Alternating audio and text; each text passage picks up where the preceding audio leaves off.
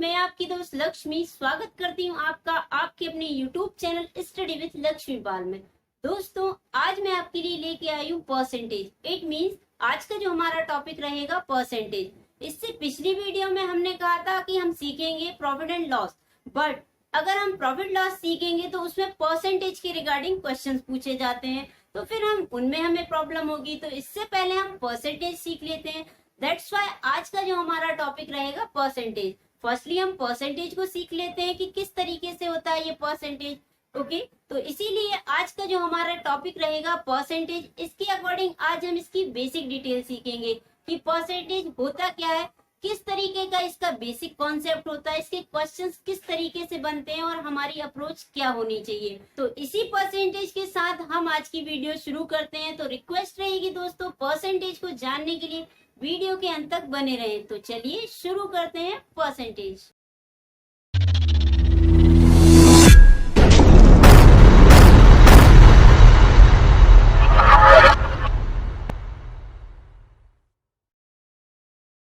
Hello दोस्तों, कैसे हैं आप। दोस्तों, आज मैं आपके लिए लेके आई हूँ परसेंटेज। ओके, वैसे तो हमारा टॉपिक प्रॉफिट एंड लॉस था, बट प्रॉफिट लॉस अगर हम करेंगे तो उसमें भी हमें परसेंटेज का यूज होगा। तो परसेंटेज का जब उसमें यूज होगा तो उससे पहले हम परसेंटेज को ही सीख लेते हैं कि परसेंटेज होता क्या है। तो इसीलिए आज का जो हमारा टॉपिक रहेगा परसेंटेज, इसके रिगार्डिंग किस तरीके से ये परसेंटेज होता है, इसकी मीनिंग क्या होती है, ओके, इसका यूजेस किस तरीके से हम करते हैं। तो इस वीडियो में हम इसी के बारे में सीखेंगे कि आखिर परसेंटेज होता क्या है, किस टाइप के इसके क्वेश्चंस आते हैं एग्जाम में और हमें सॉल्व कैसे करना होता है, तो हमारी अप्रोच कैसी होनी चाहिए। तो चलिए बिना देर किए हुए हम शुरू करते हैं परसेंटेज को।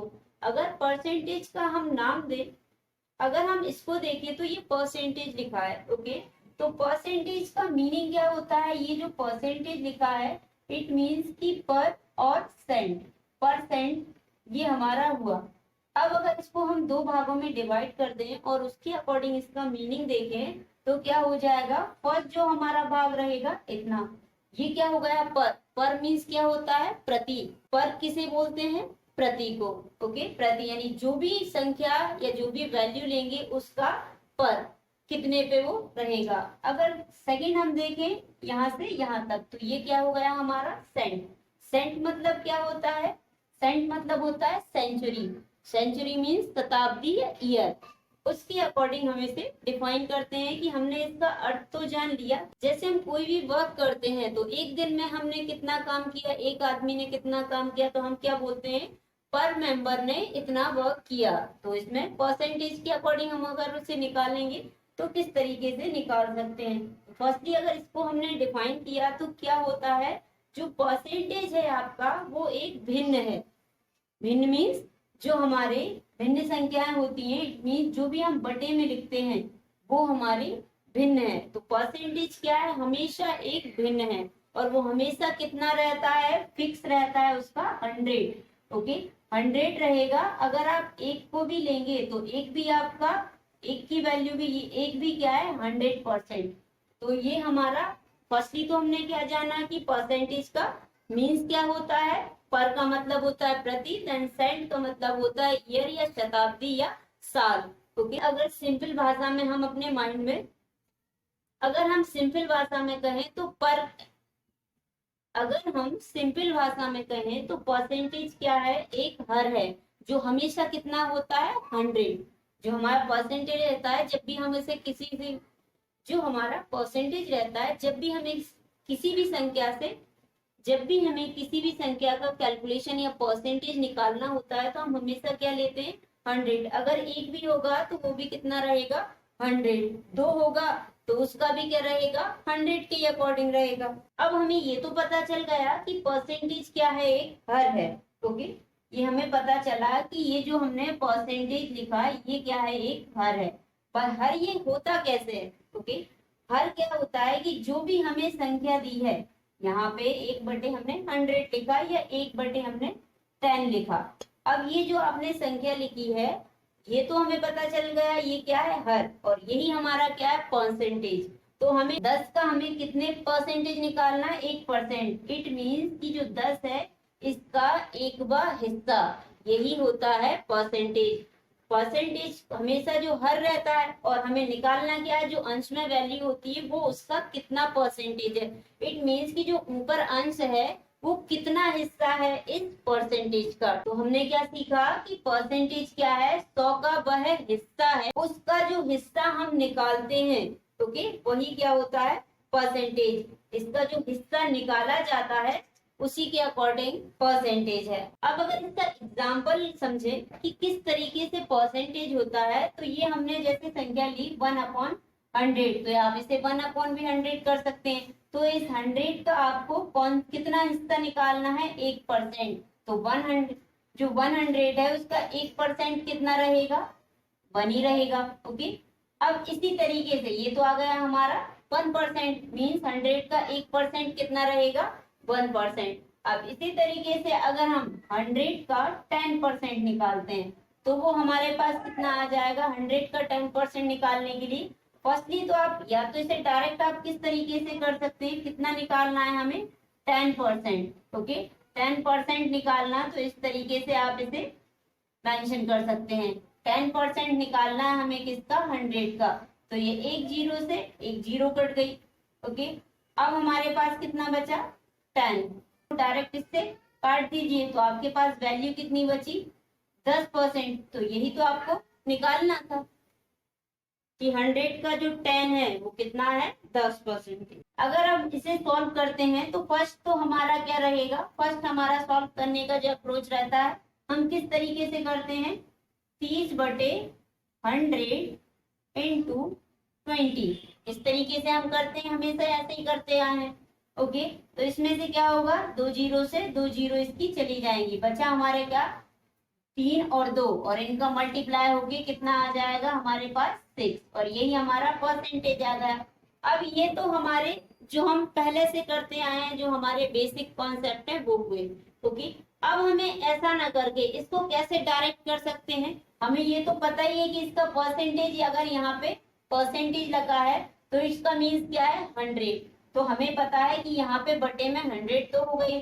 तो हम क्या करते हैं, डायरेक्ट अगर दोनों साइड जीरो हैं तो आप डायरेक्ट जीरो को हटा दीजिए, क्योंकि वो 100 से डिडक्ट हो गए, 100 से वो इस तरीके से कट गए। और आपको क्या याद रखना है कि इससे आप इसका डायरेक्ट गुणा कर दीजिए, और आपकी वैल्यू एक ही स्टेप में, आपको कुछ नहीं करना है, यहाँ पे डायरेक्ट यहाँ पे मेंशन कर देना है, कितना आ गया, 20 का 30% कितना है, 6। तो ये तो हमारा हुआ डायरेक्ट। एक और एग्जांपल ले लेते हैं फर्स्टली, ओके। सेकंड अगर इसका एग्जांपल लें, इसी तरीके से सेकंड एग्जांपल करते हैं, 50% चाहिए हमें 70 का, इट मीन्स कि 70 का 50% कितना होगा। तो एक तो हमारी अप्रोच इस तरीके की रहेगी, ओके। फर्स्टली हमारा इस तरीके का कॉन्सेप्ट रहेगा, बट अगर हम इसे डायरेक्ट करना चाहें तो परसेंटेज है उसका मीन्स क्या होता है, 100। तो 100 हमारे पास है इसके अपॉन में, तो इसके लिए हम क्या करते हैं, ये 2 जीरो को भूल जाते हैं कि ये है, ये बिकॉज ये कट गई 100 से, और डायरेक्ट हम क्या कर देते हैं, इसका इससे गुणा कर देते हैं। तो हमारे पास जो वैल्यू आ जाती है, 7 पंजे कितना हो जाएगा, 35। तो यही तो इसका परसेंटेज है। आप अगर 50% मीन्स कितना होता है, 1/2, ओके। 1/2 मतलब 50, इट मीन्स कि ये 100 था, ये 100 था, और 100 का ये क्या हुआ, आधा, मीन्स 1/2। तो इस तरीके से हम डायरेक्ट सॉल्व कर सकते हैं, अगर किस केस में, कि जब दोनों साइड जीरो आए उस केस में, ओके। जो जीरो है वो नीचे की जीरो से डिडक्ट हो जाएंगी, देन आपका जो संख्या बचेगी आप उसका डायरेक्ट मल्टीप्लाई कर देंगे, तो आपका परसेंट वैल्यू निकल के आ जाएगा। अब ये तो हुआ क्या कि अगर डायरेक्ट कोई आपको संख्या दी जाती है उस केस में, बट अगर आपको डायरेक्ट ना दिया जाए, ये तो संख्याएं आपको जीरो के अकॉर्डिंग दी गई हैं, तो आपने जीरो के अकॉर्डिंग इन्हें सॉल्व कर लिया। बट अगर जरूरी तो नहीं कि हमेशा डायरेक्ट ही संख्याएं हो, इनडायरेक्ट भी हो सकती है। इनडायरेक्ट इन द सेंस कि आपको अगर 35% निकालना है, कितने का निकालना है आपको, 90 का, तो आप इसको किस तरीके से करते हैं, अगर आपको 35% निकालना है 90 का, अब ये क्या है, डायरेक्ट नहीं हुआ, बिकॉज क्योंकि इसमें एक तो जीरो आ रहा है, देन एक तरफ नहीं आ रहा है, हमारा दोनों तरफ जीरो आ जाता है तो हम काट देते हैं, या यहाँ भी 2 जीरो आएगा तो आप काट सकते हो।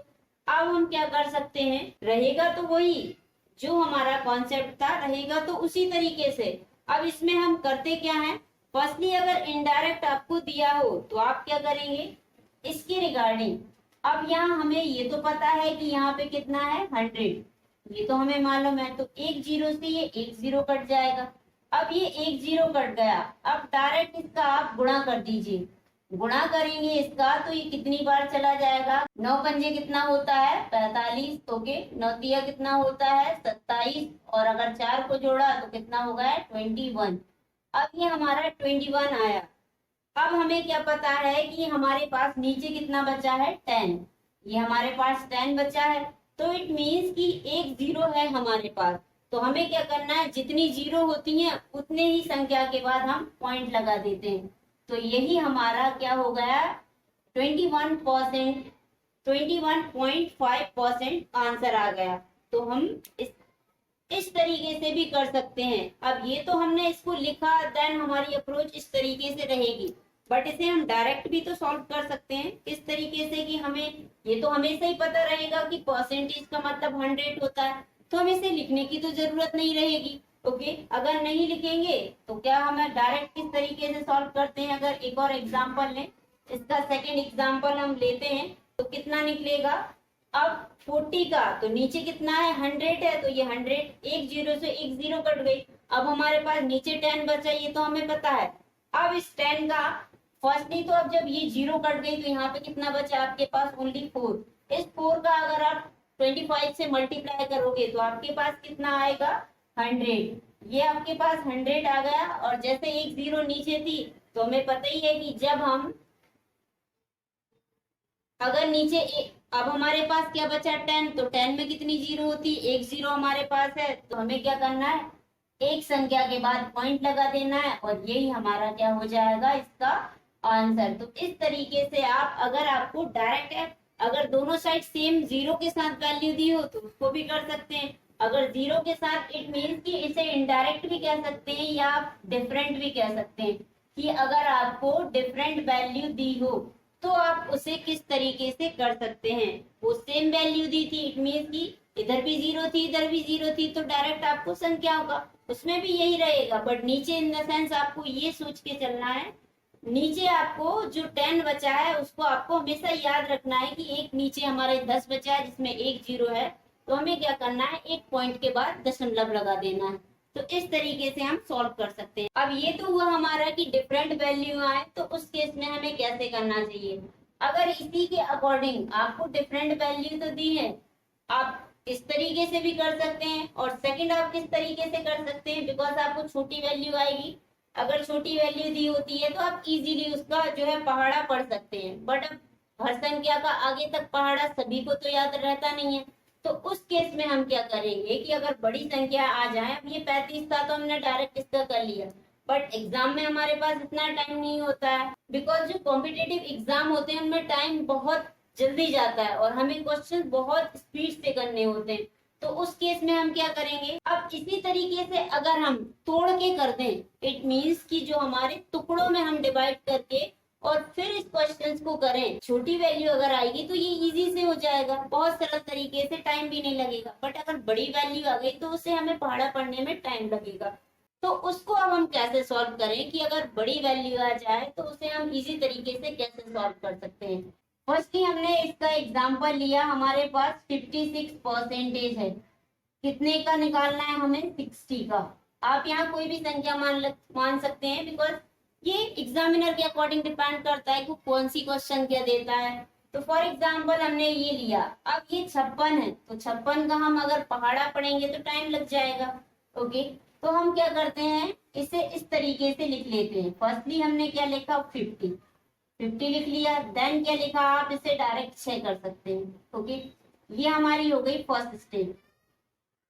अब आपने ये 50 आपके 56 के अकॉर्डिंग 50 आपको इजी पड़ गया, क्यों, क्योंकि आपको ओनली क्या करना है, एक ये जीरो तो चली गई एक जीरो से। ओके, 100 के पास जो हमारे 100 में जो हमारे पास 2 जीरो थी उनमें से हमने एक को हटा दिया, अब ओनली हमारे पास 6 बचा है ये।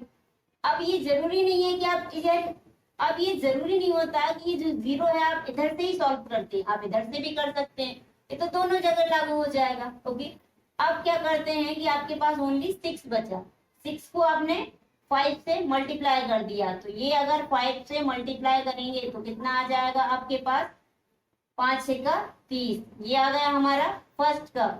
अब आपके पास 6 है, इस 6 का भी आप डायरेक्ट इस 6 से मल्टीप्लाई कर दीजिए, तो कितना आ जाएगा आपके पास 36। अब ये हमारे आ गया ये 50 का और देन ये 6 का, बट ये इस तरीके से हमने क्यों लिखा है, बिकॉज ये 50 की एक जीरो भी तो है, ओके। और जो हमने 6% निकाला, तो अब 10 के नीचे हमारे पास, अब इन्हें हम काउंट कर देते हैं, 3 3, ये हमारे पास वैल्यू आ गई। अब ये तो बहुत ज्यादा आ गई है, क्यों, हमें ओनली 60 का 56% निकालना था, बट हम ये तो भूल ही गए कि हमारे पास नीचे 10 भी तो बचा हुआ है, उसका भी तो हमें इसमें यूज करना है। तो उसका यूज हम कैसे करेंगे कि जो 10 था तो एक हमारे पास जीरो था, तो एक संख्या के बाद हमने पॉइंट लगा दिया, तो यही तो आपका परसेंटेज आ गया। 60 का 56% कितना होगा, 33.6%। तो आप इस तरीके से इन्हें इजीली तोड़ के भी कर सकते। आप अगर ये 6 को ना लिख के आप 5 + 1 लिख सकते हैं, बिकॉज अगर यहाँ पे बड़ी संख्या आती है तो आप उसे और छोटे रूप में भी तोड़ सकते हैं, तो जितना आप तोड़ के करना चाहें कर सकते हैं। बिकॉज जब हम कॉम्पिटेटिव एग्जाम की अगर तैयारी कर रहे हैं, तो जब एग्जाम में अगर हम करते हैं तो इस तरीके से हम तोड़ के जो भी बड़ी से बड़ी संख्या आती है, और उसका अगर हमें जैसे सिंप्लीफिकेशन के जो क्वेश्चंस आते हैं उनमें बड़ी से बड़ी संख्या आती है जिनके अकॉर्डिंग आपको परसेंटेज निकालना होता है, देन उसे सॉल्व करना होता है। तो जो बड़ी से बड़ी संख्या है हम इस तरीके से तोड़ के उन्हें इजीली आंसर निकाल सकते हैं, क्योंकि अगर बेसिक तरीके से करेंगे तो वो हमें बहुत ज्यादा लेंदी हो जाए। इस तरीके से आप शॉर्ट कर सकते हैं जिससे कि आपका टाइम भी बचे, देन स्पीड से भी कर सकते हैं, क्योंकि ये इजी हो जाता है हमारे लिए पहाड़ा पढ़ना।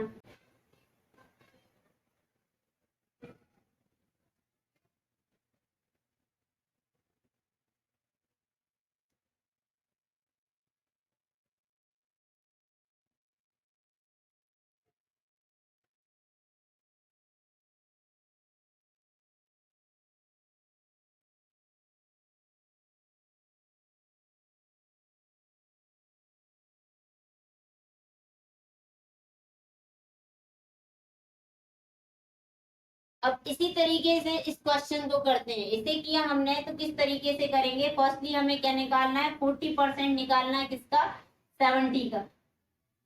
अब हमें निकालना क्या है, 40% निकालना है कितना, 60 का। तो हमें क्या पता है 100 से ये दो वैल्यू तो डायरेक्ट चली गई हमारी, और इसका हमने इसमें डायरेक्ट गुणा कर दिया, तो क्या किस तरीके से आया हमारे पास, 4 6 कितना हो गया, 24। और यही तो हमारा आंसर रहेगा कि जो 60 का 40% कितना है, 24। तो देखा दोस्तों कितना इजीली आ गया। बस यही तो कॉन्सेप्ट है कि आपको कुछ नहीं करना है, अगर डायरेक्ट ऐसी संख्या दी हो तो आप जो 100 की दो जीरो हैं उनको डायरेक्ट, अगर आपको इस तरीके की संख्या दी है तो आपको कुछ नहीं करना है, जो 100 की दो जीरो हैं उनसे दो जीरो, उन पर जितनी भी जीरो हैं आप उसे काट दीजिए और डायरेक्ट इसका गुणा कर दीजिए, तो इस तरीके से आपकी वैल्यू आ जाती है। सेकंड अगर इसको देखें तो इसे हम, हमारे पास डिफरेंट वैल्यू दी है, तो इसके लिए हमें क्या करना होगा, जो हमारा अप्रोच रहा था वही हम करेंगे। क्या करेंगे कि फर्स्टली इसे हम दो भागों में तोड़ लेंगे, दो भागों में अगर तोड़ेंगे तो ये कितना आ जाएगा, 50 + 9, ये तो हमारे पास वैल्यू आ गई। अब इसको अगर हम आगे करते हैं तो क्या करना होता है हमें, इसका हम इसमें गुणा कर देंगे और इससे भी इसमें गुणा कर देंगे और दोनों को जोड़ लेंगे। कैसे किया हमने, फर्स्टली अगर यहाँ हमारा 100 था तो ये एक जीरो तो चली गई, अब हमारे पास यहाँ पे 10 है, ये हमें याद रखना है, ओके। तो अब जब इसका हम 76 का 5 से गुणा करेंगे तो हमारे पास कितना आ जाएगा, एक जीरो, ये 50 का लगाया, 5 6 30 की एक जीरो आई, 5 7 35 और कितना हो गया हमारा 38। अब इसका गुणा कर देते हैं डायरेक्ट, इसमें क्या हो जाएगा हमारे पास, 5 6 कितना हो जाएगा, 5 6 का 54 और 5 7 63।